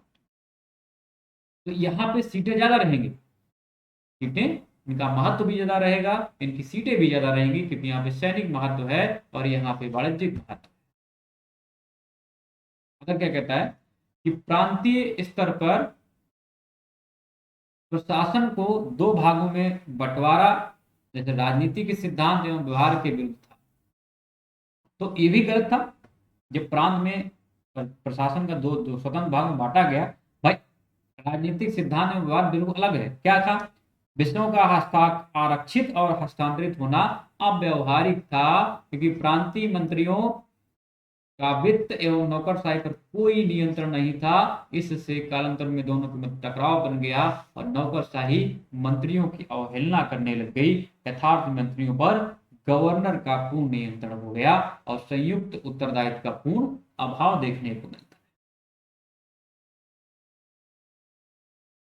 तो ये सारे यहाँ पे मुद्दे आपको मिल रहे हैं। अवहेलना, संयुक्त उत्तरदायित्व का पूर्ण अभाव, नौकरशाही या वित्त कोई नियंत्रण नहीं भारतीय मंत्रियों का, आरक्षित एवं हस्तांतरित विषय में अलग अलग तीन अच्छी हमने देखी हुई थी। शिक्षा अगर अलग है, कृषि यहाँ पे है, कहाँ पे? हस्तांतरित में। और आरक्षित में क्या है? आरक्षित में जाके सिंचाई है। तो आपको कितना ज्यादा अव्यवहारिक आपको प्रतीत हो रहा है। ठीक है, सब पूरा अव्यवहारिक लग रहा है, कोई इसमें समझ में नहीं। तो ये सारे मुद्दे यहाँ पे, ये सारे के सारे जो है मुद्दे आपको यहाँ पे देखने को मिलेंगे। नेक्स्ट देखते हैं, अधिनिवेशन में कांग्रेस की क्या प्रतिक्रिया देखते हैं। 1918 में मुंबई में कांग्रेस का विशेष अधिवेशन हसन इमाम की अध्यक्षता में आयोजित किया जाता है।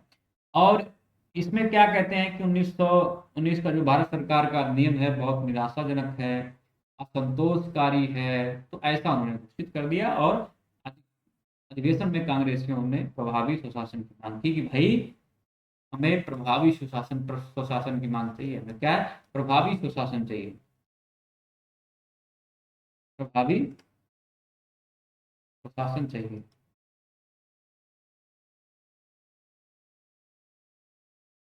ठीक है, तो ये जो है यहाँ पे आपको,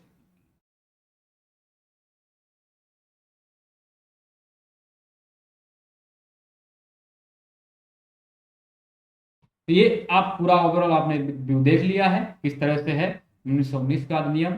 और इसमें आप कोई भी आपसे पीटी में क्वेश्चन आएगा तो आप आसानी से कर लेंगे, कोई दिक्कत नहीं होनी चाहिए। और आज हम एक बात और करेंगे जो कि है रॉलेट एक्ट के बारे में। इसमें भी थोड़ा सा हम लोग आज चर्चा कर लेंगे, तो इसको ध्यान में रखना। ठीक है, रॉलेट एक्ट कैसे पारित होता है, क्या चीजें होती है, किस चीज की पृष्ठभूमि बनी हुई है। सबसे पहले हमें क्या करना है, एक बार देखना है कि भारत, इसका हमने मूल्यांकन देख लिया, सब कुछ कर लिया, कोई दिक्कत तो है नहीं। इसको हमने दोनों टॉपिक कर लिए। अब हम बात करते हैं रॉलेट एक्ट। बिल्कुल विषय के अनुसार चलना है, भटकना नहीं है एकदम से।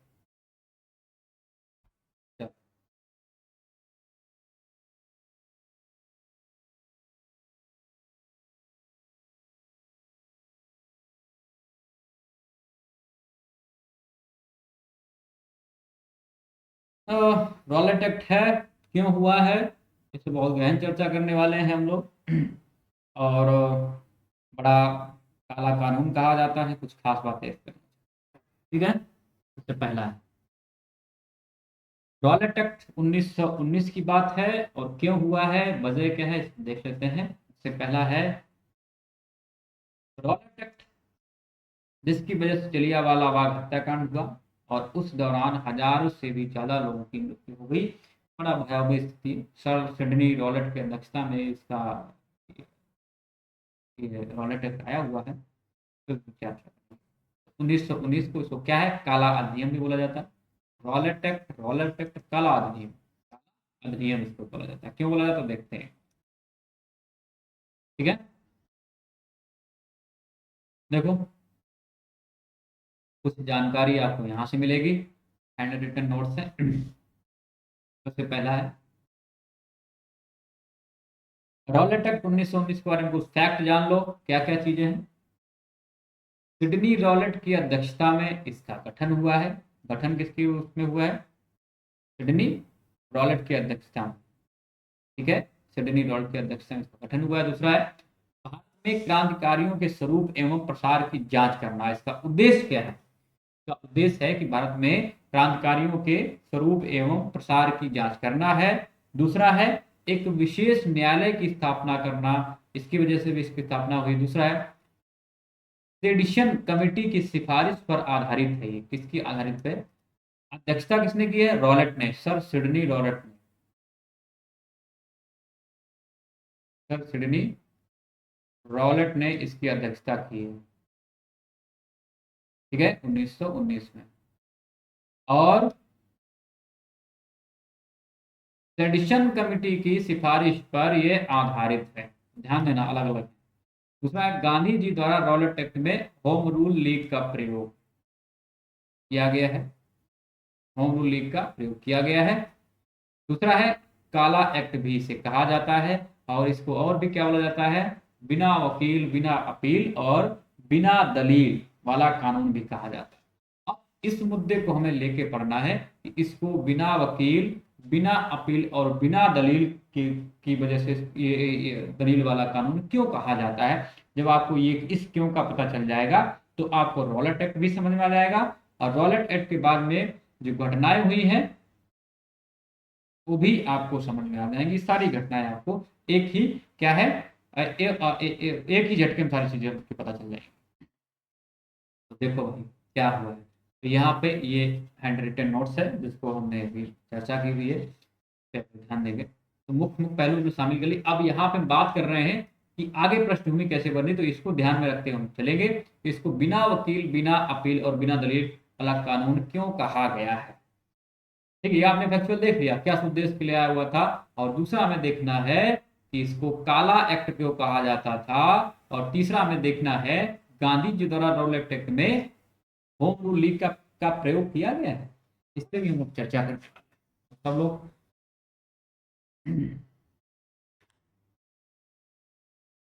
चलो देखते हैं इसको भी।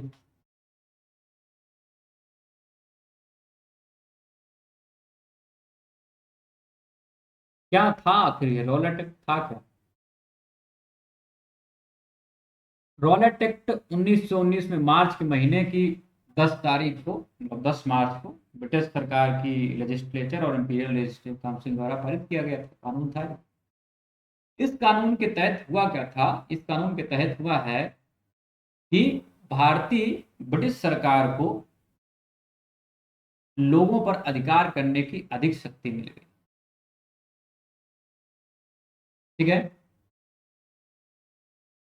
इसके तहत क्या किया गया, इसके तहत क्या हुआ कि भारतीय ब्रिटिश सरकार को लोगों पर अधिकार करने की अधिक शक्ति मिल गई।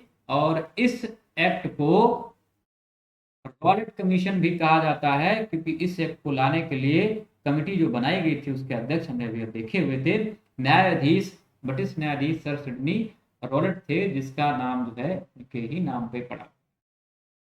इसके अलावा इसको ब्लैक एक्ट भी कहा जाता था। तो इसके तहत हुआ क्या, भारतीय ब्रिटिश सरकार को लोगों पर अधिकार करने की अधिक शक्तियां कैसे मिल गई। भाई ठीक है, कोई बात नहीं, थोड़ी मान लो लाठीचार्ज तो करते ही थे आप, दमन तो करते ही थे, दमन तो आप करते ही थे, थोड़ा सा और ले लिया। लेकिन ये चर्चा में क्यों आ गया रॉलेट एक्ट, इतना बड़ा मुद्दा कैसे बन गया, ये जो है इतिहास बन गया, और इतिहास में आज भी ये पढ़ा जा रहा है। और ज्यादा से ज्यादा इस पे जो है ये यहीं से भारत की राजनीति इतनी बदल जाती है। गांधी जी का उदय होता है और इस रॉलेट एक्ट के सारे वो क्या करते हैं, होम रूल लीग का भी इसमें प्रयोग करते हैं, और इसके बाद में वहां से पूरी राजनीतिक दिशा और दशा ही बदल जाती है हमारे स्वतंत्रता आंदोलन की। रॉलेट एक्ट अपने आप में बहुत बड़ा स्थान रखता है भारतीय इतिहास में। और ये तो मामूली सी बात यहाँ पे लिखी हुई है, मामूली सी बात लिखी हुई है कि भारतीय ब्रिटिश सरकार को लोगों पर अधिकार करने की अधिक शक्ति मिल गई थी। हाँ, शक्ति मिल गई थी, कोई दिक्कत नहीं। लेकिन क्या ऐसा था कि इसको ब्लैक एक्ट भी कहा गया, बिना दलील बिना अपील, और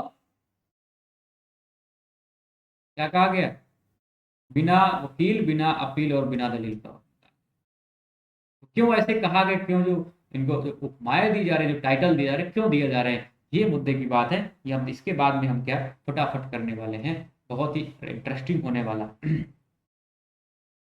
क्यों लाने के कारण क्या थे, सबसे पहला समझेंगे इतिहास। ऊपर ऊपर नहीं समझना है, ऊपर ऊपर नहीं समझना है, अगर समझना ही है तो क्या करना है, ठीक से समझना है, एक बार हिस्ट्री समझना है, बार बार नहीं पढ़ना है भाई।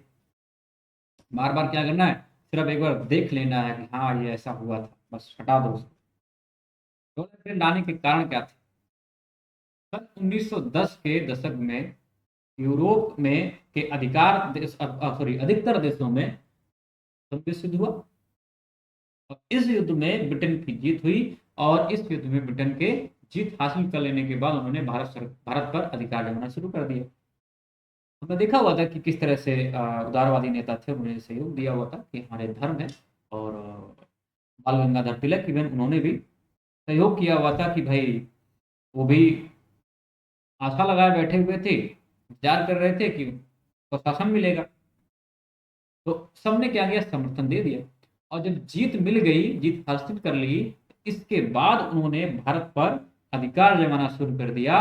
उन्होंने सन 1918 में युद्ध समाप्त होने के बाद देश में उनके खिलाफ क्रांतिकारियों द्वारा की जा रही गतिविधियों एवं आंदोलनों को दबाने के लिए रॉलेट एक्ट कानून लाने का फैसला किया, ताकि कोई भी भारतीय ब्रिटिश के खिलाफ आवाज ना उठा सके। ठीक है, कोई बात नहीं, ऐसे तो बहुत सारे कानून आते रहे, रॉलेट एक्ट ही क्यों ऐसा लगा। भाई हमने और देखा था ना,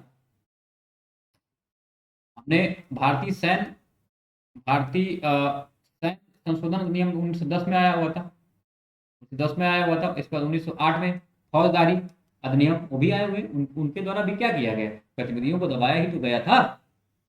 लेकिन जब 1918 में ये युद्ध समाप्त हुआ है, तो फिर रॉलेट एक्ट लाया। और रॉलेट एक्ट भी वैसे ही काम कर रहा है, क्या कर रहा है, जो क्रांतिकारी आतंकवादी हैं, जो क्रांतिकारी आंदोलनकारी हैं, उनके द्वारा की जा रही गतिविधियों एवं आंदोलनों को दबाने के लिए इसको लाया गया, फैसला किया गया था, ताकि कोई भी भारतीय ब्रिटिशों के खिलाफ आवाज उठा ना सके। ठीक है, कोई बात नहीं, वही नहीं उठा सकेगा। तो ये पहले से भी ऐसा था, दमन के साथ कई सारे जहाँ पे लिए जाते थे, सहारा लिए जाते थे। ये खास क्यों है, अभी भी खास पता नहीं चल रहा है क्या खास क्यों ऐसा है, क्यों इसको हम लोग पढ़ रहे हैं। दूसरा है, हालांकि ब्रिटिश सरकार का इस एक्ट को लागू करने का उद्देश्य देश में होने वाली आतंकवादी गतिविधियों को समाप्त कर देश में शांति लाना था। मात्र इतना ही कारण था, बस उद्देश्य क्या था, देश में शांति लाना। गतिविधियों जो क्रांतिकारी गतिविधियां हो रही हैं उनको समाप्त कर क्या करना था, सिर्फ शांति लाना ही उद्देश्य था, बाकी कुछ नहीं था। ऐसे बहुत सारे एक्ट जो है पारित होते हैं, लेकिन ये खास क्यों अभी भी पता नहीं चल रहा है। अब आओ नेक्स्ट स्टेप पे चलते हैं, इसकी खासियत पता चलेगी कि क्यों जो है इसको खास बना रहा है। रॉलेट एक्ट के तहत ब्रिटिश सरकार के अधिकार, rights of the British government under the Rowlatt act, क्या अधिकार मिले हुए थे, निम्न अधिकार मिल गए थे ब्रिटिश सरकार को। इसी वजह से इसको काला एक्ट बोला जाता है। देखो क्या क्या हुआ। सबसे सबसे पहले तो उन्हें अधिकार मिल गया था कि वो किसी ऐसे व्यक्ति को जो कि आतंकवाद, देशद्रोह, विद्रोह में शामिल होता हुआ दिखेगा, उसे तुरंत गिरफ्तार कर सकते हैं, और वो भी बिना किसी वारंट के, केवल शक के आधार पर। यही कारण है, अभी तक हम ये सच्चाई नहीं देख पा रहे थे हम लोग कि क्या कारण है। हम रॉलेट एक्ट पढ़ रहे थे, अभी बार बार देख रहे हैं। उद्देश्य ठीक है, दमनकारी जो है वो, जो उनका शांत करने के लिए, उनको खत्म करने के लिए, उनका दमन करने के लिए, क्रांतिकारियों का, और शांति स्थापित करना उद्देश्य है। लेकिन जो अधिकार मिले हुए हैं, इसी वजह से ये चर्चा में रहा है। और इसके बाद में इस रॉलेट एक्ट के साथ साथ ही इसकी वजह से कह सकते हैं एक बहुत बड़ी घटना हुई, जिसकी वजह से गांधी जी इससे जुड़ते हैं, और वो होम रूल लीग का समर्थन चाहते हैं। इसके क्वेश्चन आता है कि अपने अभियान को सफल करने के लिए गांधी जी ने रॉलेट एक्ट में, या रॉलेट सत्याग्रह, क्वेश्चन आता है, रॉलेट सत्याग्रह में गांधी जी ने होम रूल लीग को, होम रूल लीग का फायदा उठाने की कोशिश की। ठीक है, ऐसे इस तरह से क्वेश्चन जो है यूपीएससी पूछ सकता है, पूछा गया है। यहाँ पे क्या है, तो सबसे पहला देखो, सबसे पहले उन्हें अधिकार मिल गया कि किसी भी ऐसे व्यक्ति को जो कि आतंकवाद, देशद्रोह या विद्रोह में शामिल होता दिखे, मात्र दिखे ही, उसे तुरंत क्या करना, गिरफ्तार किया जा सकता है, बिना किसी वारंट के, केवल शक के आधार पर उसको गिरफ्तार किया जाए। इसके अलावा क्या हुआ, इसके अलावा गिरफ्तार व्यक्ति या गिरफ्तार किए गए लोगों को बिना किसी कार्रवाई के एवं बिना किसी जमानत के लिए 2 साल तक की जेल में रखने का अधिकार भी ब्रिटिश सरकार को प्राप्त हो गया। इस वजह से इसको काला कानून कहा गया। इस वजह से इसको क्या है, बिना वकील, बिना दलील और बिना अपील का ये जो है एक्ट कहा गया, कानून कहा गया। इसी वजह से इसको काला कानून कहा गया है। ठीक है, कि भाई कोई भी अगर दिखता ही है तो बिना वारंट इसको गिरफ्तार कर लो, शक के आधार पर गिरफ्तार कर लो, और तब तक मत छोड़ो इसको जब तक कि 2 साल ना हो जाए, अर्थात कार्रवाई के, बिना किसी कार्रवाई के और बिना किसी जमानत के 2 साल तक जेल में रखो इसको। और यहां तक कि गिरफ्तार किए गए लोगों को भी यह नहीं बताया जाता था कि उन्हें किस धारा के तहत जेल में डाल दिया गया है, और उन्हें अनिश्चित काल तक नजरबंद भी रखा जाता था। और इसके साथ ही भारतीयों को यह अधिकार भी नहीं दिया गया था कि वो अपने पक्ष में कुछ बोल सके, अर्थात कोई वकील कर सके। रॉलेट एक्ट क्यों खास है यहाँ पे, क्यों उसका इतिहास में कहते हैं इतिहास के पन्नों में नाम दर्ज है, इसी वजह से नाम दर्ज है। तो 2 साल के लिए तो डाल दिया जेल में, दूसरा कोई कारण नहीं बताना, तीसरा उनको अनिश्चित काल तक नजरबंद कर देना, और चौथा अपने पक्ष में कुछ भी ना बोलने का अधिकार, कुछ भी ना बोलने का अधिकार दिया। तो ये इसी वजह से इसको काला कानून कहा गया, इसी वजह से इसको बिना वकील, बिना अपील और बिना दलील का जो है कानून कहा। अगला पॉइंट, ब्रिटिश सरकार को यह भी अधिकार प्राप्त था कि उन्होंने पुलिस को प्रेस को अधिक सख्ती से नियंत्रित करने की शक्ति दे दी। कि अगर कोई प्रेस, मीडिया अगर इस तरह का कोई भी यहाँ पे कदम उठा रहा है, प्रेस अगर मीडिया कोई किस तरह का कदम उठा रहा है, तो तुरंत उसको क्या, उसका कारखाना, उसका प्रेस है, उसको जब्त कर लो, उस पर नियंत्रण स्थापित कर लो। ये सारी चीजें वहां पर की जा रही थी। और दूसरा है, जेल में डाले गए दोषियों को अपने अच्छे व्यवहार को सुनिश्चित करने के लिए सिक्योरिटीज को जमा करने के बाद ही रिहा किया जाता था। जमानत राशि देनी होती थी, तभी रिहा किया जाता था, नहीं तो ऐसे नहीं कर सकते, सिक्योरिटीज को जमा करने। ठीक है, दूसरा, भारतीयों को राजनीतिक, धार्मिक या शैक्षणिक गतिविधियों में हिस्सा लेने पर भी प्रतिबंध लगा दिया। तो ना तो राजनीतिक, ना धार्मिक, ना शैक्षणिक गतिविधियों, कहीं पे आप हिस्सा भी नहीं ले सकते थे। तो इसी वजह से इसको क्या है, इसी वजह से इसको काला कानून कहा गया कि हमने कुछ किया भी नहीं और हमने साथ भी दिया आपका। हमने 1914 में साथ भी दिया प्रथम विश्व युद्ध में, इसके बाद भी हमारे साथ में इस तरह का घटिया व्यवहार आप कर रहे हैं। सबके बिहाफ पे हमें डाल देंगे जेल में, 2 साल तक की कैद करेंगे हमारी। हाँ, और हमें कारण भी नहीं बताएंगे, और हमें कोई वकील भी रखने की आजादी नहीं है। किससे बात कर, प्रेस को भी आपने नष्ट कर दिया है, और आपको छोड़ना है तो आप क्या कर रहे हैं, पैसे ले रहे हैं। हमारी जमानत राशि जो है वो हमें जमा करनी पड़ रही है, और हमें राजनीतिक, धार्मिक और शैक्षणिक गतिविधियों में हिस्सा भी नहीं लेना है, इस पर प्रतिबंध आपने लगा रखा।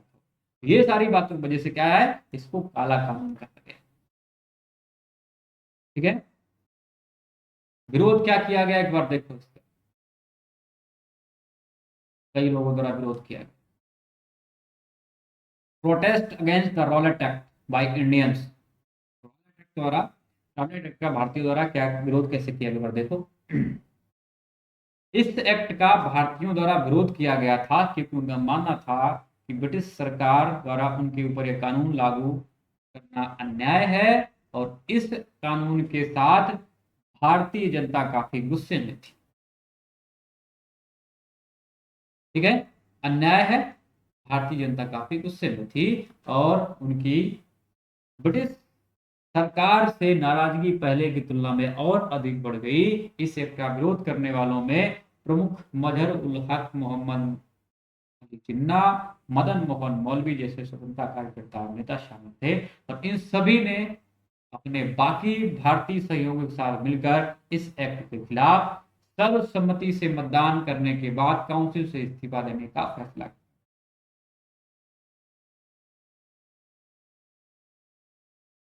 ठीक है, तो उन्होंने क्या किया कि हम काउंसिल से इस्तीफा दे देंगे, हम आपकी जो जो काउंसिल थी, जो परिषद थी, वो क्या है, हम हिस्सा हम हिस्सा नहीं लेंगे, हम हिस्सा नहीं लेंगे, इस्तीफा दे देंगे। ठीक, चलो कोई बात नहीं, दे दो। गांधी जी की यहाँ पे बात करते हैं कि गांधी जी किस तरह से शामिल थे।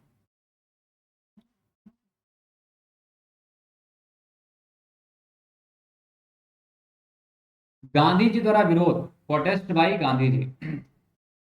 इस कानून के प्रस्तावित होने के बाद विशेष रूप से गांधी जी ने इस कानून की आलोचना की थी, क्योंकि उन्हें लगता था कि केवल एक या कुछ लोगों द्वारा किए गए अपराध के लिए लोगों के एक समूह को दोषी ठहराकर उन्हें सजा देना नैतिक रूप से गलत है। उन्होंने मना कर दिया हुआ था कि ऐसा ये बिल्कुल ही गलत है। ये बोला कि उन्होंने आलोचना की हुई है, कहा है कि अगर कोई एक समूह दोषी हो रहा है, तो आप लोगों, कोई एक व्यक्ति अगर कुछ ऐसा कुछ कर रहा है, कुछ लोग अगर मिल के कुछ अपराध कर रहे हैं, तो आप लोगों के समूह को इस तरह से दोषी नहीं ठहरा सकते, उन्हें सजा नहीं दे सकते हैं, उन्हें जबरदस्ती जेल में नहीं ठूस सकते हैं, क्योंकि ये नैतिक रूप से गलत है।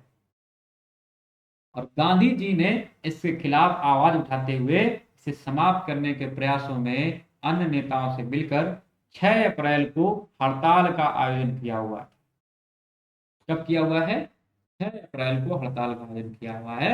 हड़ताल का, हड़ताल समझो इसका मतलब क्या। गांधी जी जब आए हैं तो क्या है, थोड़ा ध्यान से चीजें देखना और समझना है, ध्यान जो है आपका रहना चाहिए।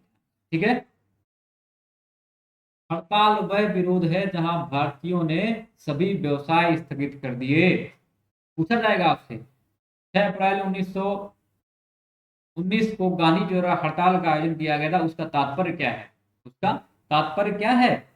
हड़ताल का तात्पर्य है उसका वह विरोध जो भारतीयों ने सभी, जहां भारतीयों ने सभी व्यवसाय स्थगित कर दिए और ब्रिटिश कानून के प्रति अपनी नफरत दिखाने के लिए उपवास भी किया हुआ था। ध्यान देंगे यहाँ पे, क्या ध्यान देना है मित्रों, मुद्दा क्या है यहाँ पे, मुद्दा आपसे यही पूछा जाएगा। मुद्दा ये बन रहा है कि 6 अप्रैल को जब गांधी जी ने हड़ताल का आयोजन किया, तो वो हड़ताल का क्या मतलब था।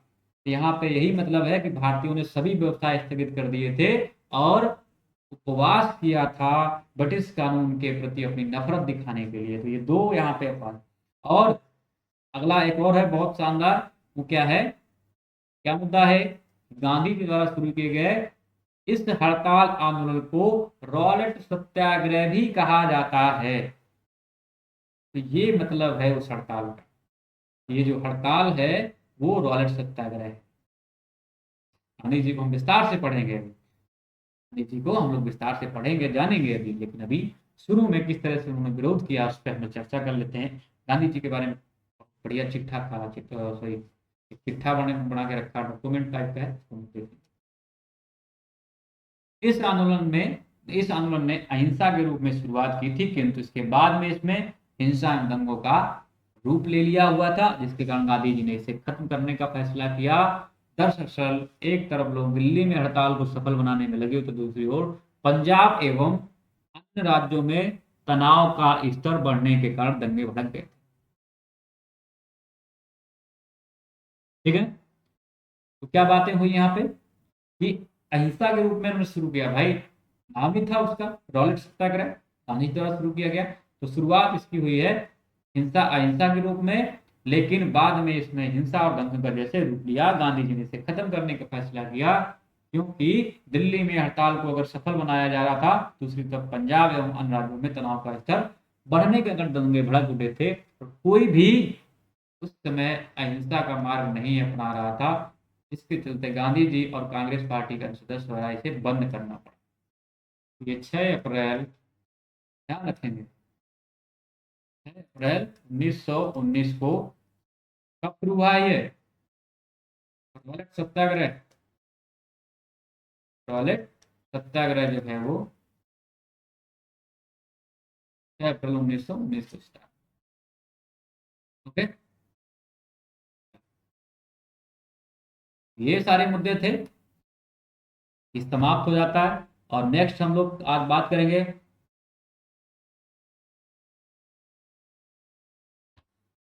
कुछ चीजें, हम लोग और यहाँ पे कुछ चीजें जो सफल हम करने वाले हैं वो क्या क्या है, और देख लो फटाफट।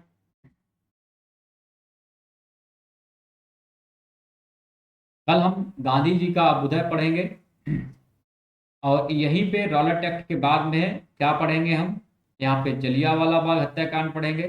ठीक है, पहले तो हम लोग गांधी जी के बारे में पढ़ लेंगे, थोड़ा सा जानेंगे, अहमदाबाद खेड़ा के बारे में जान लेंगे, रॉलेट के विरुद्ध जो है सत्याग्रह, विरुद्ध जो है वो सत्याग्रह, हमने यहाँ तक जाना हुआ है, जन आंदोलन। क्योंकि ये उपलब्धियां जो हम लोग कल पढ़ेंगे, कैसे इसकी उपलब्धियां, इस पर जलियांवाला बाग हत्याकांड, खिलाफत एवं असहयोग आंदोलन, इस पर भी हम लोग चर्चा करने वाले हैं। फिर हम बाद में यहाँ पर आ जाएंगे, ठीक है, इस पर हम लोग कल चर्चा करने वाले हैं। तो क्या करेंगे सब लोग, सब्सक्राइब करते रहिए और शेयर करते रहिए, लाइक करते रहिए। मैं बहुत सारा पोर्शन कराने वाला हूँ, तो क्या क्या पोर्शन कराना, इसको आप लोग 10% डिस्काउंट के लिए शेयर कर सकते हैं, इसको क्या है सब्सक्राइब कर सकते हैं। मुझसे अगर जुड़ना चाहते हैं तो अनअकैडमी_अमित अमित कपूर, आप यहाँ से जुड़ेंगे और 10% का डिस्काउंट आप AMR10 पर ये आप ले सकते हैं। लाइक करते रहिए, शेयर करते रहिए, सब्सक्राइब करते रहिए और लोगों को करवाते भी रहिए, ठीक है। फीस मैं एक बार फिर से बता देता हूँ कि फीस कितनी हो गई है अभी, तो यहाँ पे देख लो भाई, मैं क्या क्या करवाने वाला हूँ। एथिक्स जो है वो 7 जनवरी से स्टार्ट होने वाला है, 7 जनवरी से एथिक्स 1 स्टार्ट होने वाला है। हिस्ट्री जो है वो स्टार्ट होने वाली, तो चली रही हिस्ट्री, आर्ट एंड कल्चर, ये अभी इसको भी पढ़ा कराऊंगा। इकोनॉमी भी कराऊंगा, कुछ थोड़ी बहुत जो है उसमें रमेश सिंह की जो बुक है उसको समरी हम लोग पढ़ाएंगे, उसको देखें, ठीक है। सब्सक्राइब करिए, शेयर करिए, और कल हम लोग बात करेंगे आगे रॉलेट एक्ट का सत्याग्रह उस कैसे कन्वर्ट हुआ, जलियांवाला हत्याकांड कांड कैसे हुआ, उसमें गांधी जी की भूमिका क्या है, खिलाफत आंदोलन के प्रभाव असंभावी हो गया था, किस तरह से जो है उन्होंने यूज किया है खिलाफत आंदोलन को असहयोग आंदोलन में गांधी जी ने, उस पर हम चर्चा करेंगे। Thanks to all of you. कोई अभी क्लास करना चाहता है तो मेरी 2 बजे क्लास है, सुबह 10 बजे से स्पेशल क्लास में कर लेता हूँ, इसके बाद मैं आपसे यहाँ पे मिलता हूँ आगे। तो जो भी इंटरेस्टेड है वो मिल सकते हैं। और यहाँ पे जो अगर आपको लेना है तो 10% का अगर डिस्काउंट लेना है प्लस 10% का रिफंड लेना है, तो क्या करेंगे आप, AMR, ये आपको कैश, ये आपको क्या वॉलेट में मिलेगा, ये आपके वॉलेट में मिल जाएगा, ठीक है। AMR10, ठीक है, इस कोड को यूज करेंगे। ये मेरा ही कोड सिर्फ इस्तेमाल हो रहा है इस समय 20% के लिए। 10% आपको डिस्काउंट यहाँ से, 10% रिफंड मेरी तरफ से। चलो ठीक है, thanks to all of you. जो लोग जुड़ना चाहते हैं हमारी स्पेशल क्लास में 2 बजे आएंगे, सॉरी 4 बजे आएंगे, वहाँ से मिलते हैं। Thanks to all of you.